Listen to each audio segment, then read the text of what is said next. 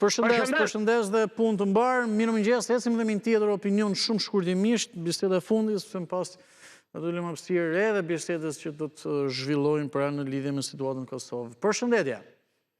Përshëndetje. Përshëndetje.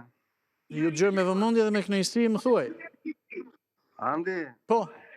Tani ju ndjekim për herë dhe doni të falenderojmë për këto temat që nxjerr në ekran.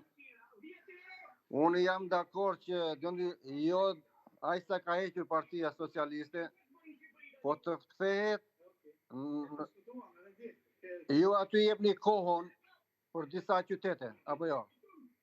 Nuk po të dëgjoj fort mirë, ndoshta më ndihmoni regjistër të dëgjoj edhe në kufi ose ngrini pak zërin ose edhe një herë kjo si pyetje të lutem. Ju aty në emisionin tuaj jepni kohën ditore. Motin, po, kohën ditore, po. Po. Dhe sa qytete janë aty, unë atë mendoj që aq edhe bashki duhet të jenë. Po pse kaq pak?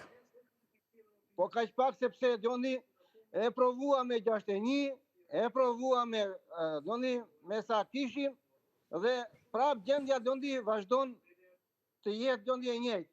Po ku qëndron problemi atëre? Problemi qëndron sepse gjitha këto bashkitë e vogla që u krijuan vetëm për të vjedhur, për të marrë ai fond, për të pasuruar ata kryebashkiakët. Ja, për këtë. Jo se ashtu, pavarësisht se dëgjojmë dhe shumë opinione aty që njerëzit thonë që jo është larg, jo është afër. Po në kohën e Enver Hoxhës si bëhesh kjo punë?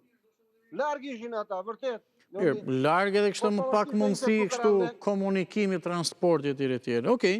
Ne prandaj diskutojmë se cili ka mendimin e tij. Janë bërë dhe rrugë, jo 100%, jo rrugë 100% në për fshatra, në për ato. Dakor. Po që do që ashtu. Unë jam nga jugu. E kupton? Po. Mirë. Faleminderit. Flas që i kam mbledhur disa fshatra, të zonës time. Dakor. Dhe kam parë që ka zhvillim. Po nuk është mundësia që këto. Ju kuptova, të lutem. Të falenderoj, përshëndes për telefonatën, se me këtë ritëm mund vazhdojnë së bashku deri në orën 9. Besoj se e morëm mendimin tuaj.